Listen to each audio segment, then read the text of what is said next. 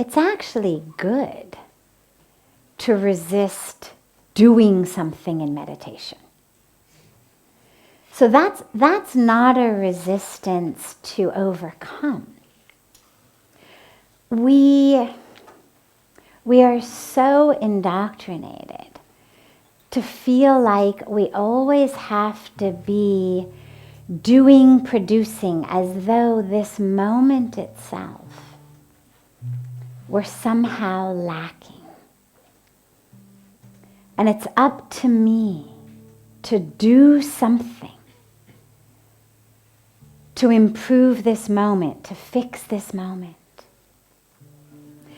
And so we bring that even into our meditation. I have to do something. Interestingly, the questioner feels resistant to doing that, which is great because meditation is actually, it's not about doing. It's about undoing.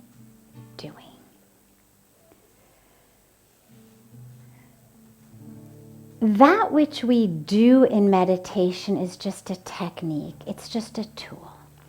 So we watch the breath. We chant a mantra. We may recite a name. There's a lot of different techniques of meditation, but they're all tools. They're not the doing for doing's sake. It's not reciting God's name because God's up there going, when is somebody going to recite my name, please? It's not reciting God's name because somehow listening to his, her name makes God happy, and so God blesses you the more you take the name. It's not that. We take God's name for us.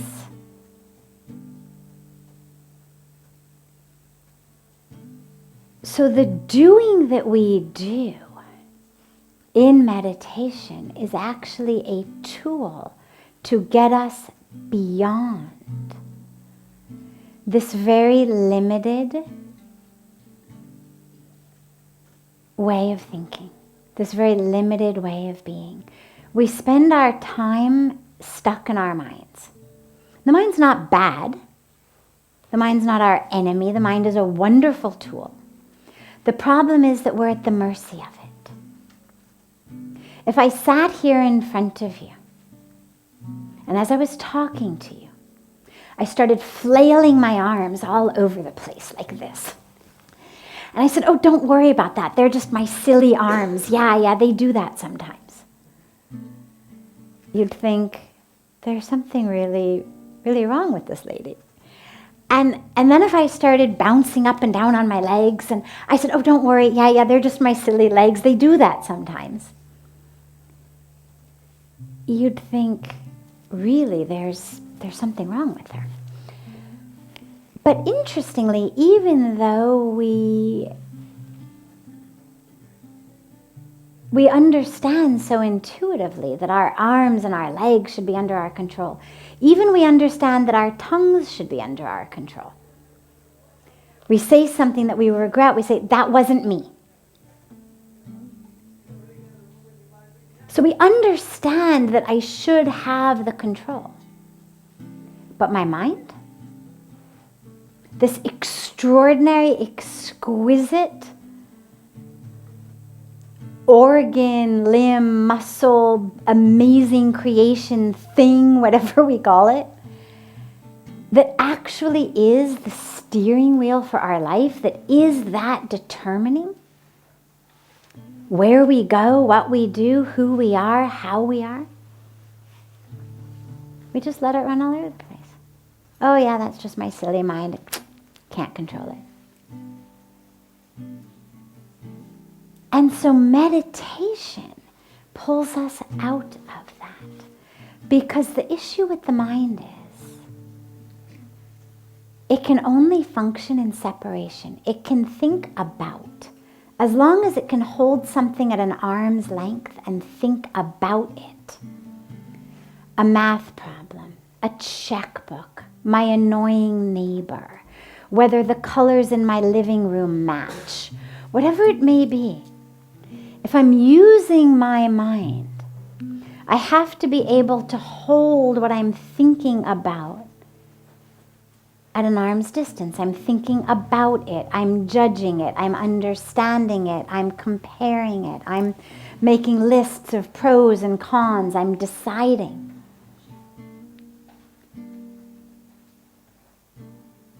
But who we are isn't something you want to hold at an arm's length. When we do that, we end up suffering even more. That's the, you're stupid, you're worthless, you're nothing, you're fat, you're ugly, you're a failure, you're a victim. That's the thinking about ourselves. And of course it can go the other way. You're the best, you're the smartest, everybody else is an idiot, you're the only one who knows anything, you should be in charge, either way. But again, that's holding myself at an arm's length, full of course of all the illusions, but I'm not even going to talk about that now. But meditation actually brings us into connection, oneness, union. That's what yoga means, union. Well, I can't unite with something if I'm holding it at an arm's length. Whether it's another being, whether it's God, whether it's myself, you can't unite if it's an arm's length away. And this is where meditation actually takes us out of the mind. And so, if we're focused on doing, we're still in the mind. I've got to do, because if I do, I either do well or I do badly. And if I'm doing, I can always do better. And if I'm doing, there's comparison and competition. Other people do better. And if I'm doing, then I'm not actually meditating. Because as you're in the mind, and if you meditate for a while, you'll see inevitably you'll have one of those moments where you get to this very, very deep space. You're one with the breath, then you're one with all, you're one with the universe, and then the mind comes in and goes, is this it? Is this enlightenment? Am I there? This is it. And the minute that happens, it's over. Whatever it was. The minute the mind kicks in, it's over. And this is why it's so important to realize meditation is not about doing. It's about undoing. It's about sinking out of the patterns and the ways of thought. Sinking out of roles, titles, responsibilities, identities, masks we wear. A beautiful meditation practice is as you meditate, every time you exhale, just let another one of them go. Literally, just exhale them. Another responsibility, another identity, another mask, another role. Just let them go. And slowly as we meditate, we actually sink into a space of just isness.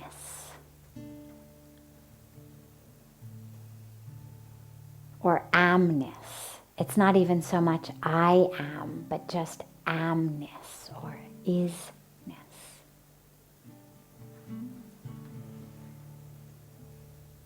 So a resistance to doing is good in meditation, but allow yourself to undo.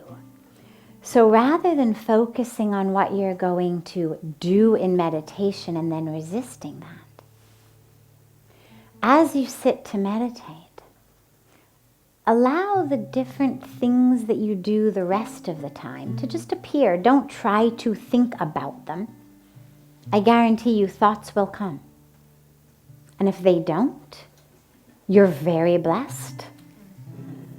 Consider yourself very lucky if you close your eyes to meditate and thoughts don't come.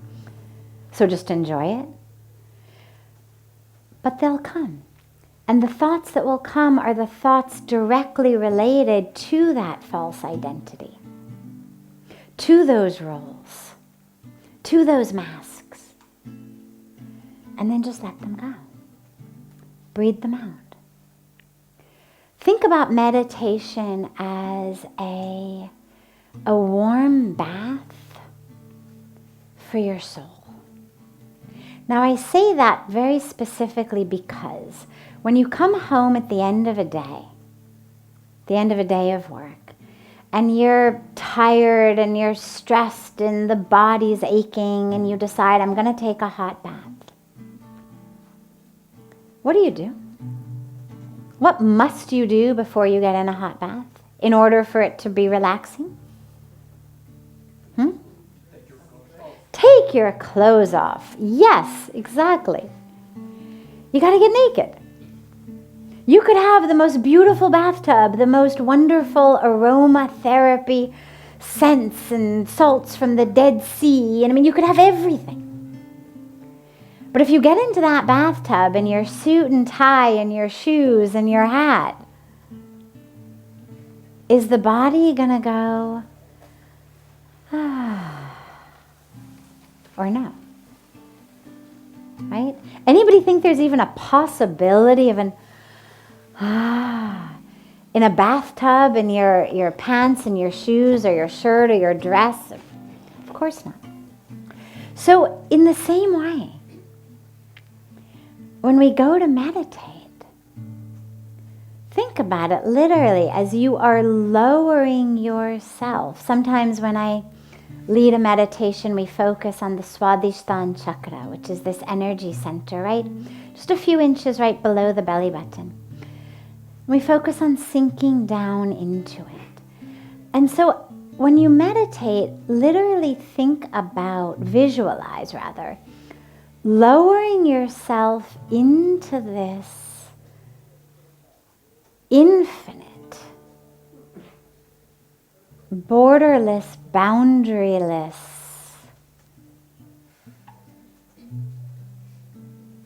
ocean of warmth. That source of light, of love, of truth, and you're just being lowered into it. But along the way, you let go. The pants and the shirt and the tie and the hat and the shoes. You let go of your story. You let go of the anxieties. You let go of the attachments. You let go of the ego. You let go of the fight against the ego.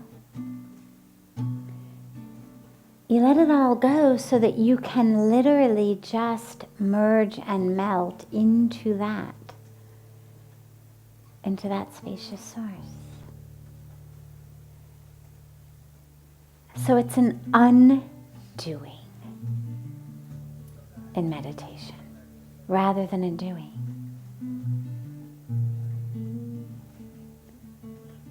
And if you find yourself still resistant, it's okay. Do it anyway.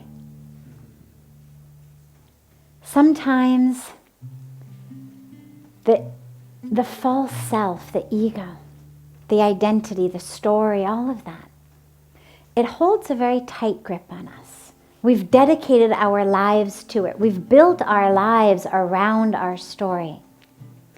I am this way because. I do this because. This is who I am. This is what I like. This is what I am like. That's just me. We create all of these identities out of the bricks of that which has happened to us, mostly in early childhood. How we've reacted to it, how we've responded to it. We create these identities out of these bricks that end up suffocating ourselves. Literally, we are building jails that become tombs, in these identities that suffocate us. A brick after a brick after a brick. This is who I am, this is who I am, this is who I am. But it's strong and it's powerful, and especially if we've dedicated decades of our lives to it. But as Puja Swamiji, my guru, always says, whenever you wake up, it's morning. So don't worry how long you've been putting those bricks one on top of the other. It doesn't matter. Right now, in this moment, in this breath, right here, you can undo it, because it turns out those bricks are a figment of your imagination. Turns out you haven't actually laid them in a proper foundation in the ground with mortar and whatnot. You've just created it in your mind. And the minute that you decide that no longer is the creation I will live under as, you can disable it. But the ego is not going to be super excited about that. And the dilemma is that in this very physical skull in which sits my very physical brain, it's the home of, not the actual existence, but it's the home of the medium through which I experience, the mind, the ego. And so every time I have a thought that says, today I'm going to annihilate my ego. Well, who hears me say that? Who's sitting right there? The ego, right? So the ego's listening to me say, today is the day I'm going to become free of the ego. And the ego's like, not so fast. I don't think so. So then the ego plays these games. It's there. It knows you're planning, you're plotting. Today I'm going to do this meditation, that meditation. It's going to free me of the ego. It's ready. And it's ready with its own strategy. And that's where it's so important not to fight it, not to think of it as a battle, but actually to allow the meditation to be something that simply, literally is creating so much space, is giving you the experience of being so spacious that, there is an ego. There is a history of the body, of the brain, of the patterns, of the sanskaras. But it isn't me. And I sink into a spaciousness.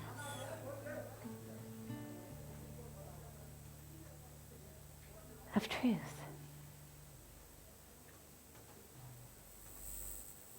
And that's what happens when we meditate.